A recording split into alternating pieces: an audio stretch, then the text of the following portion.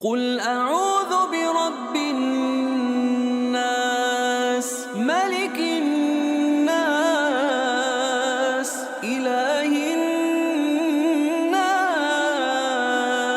مِن شَرِّ الْوَسْوَاسِ الْخَنَّاسِ الَّذِي يُوَسْوِسُ فِي صُدُورِ النَّاسِ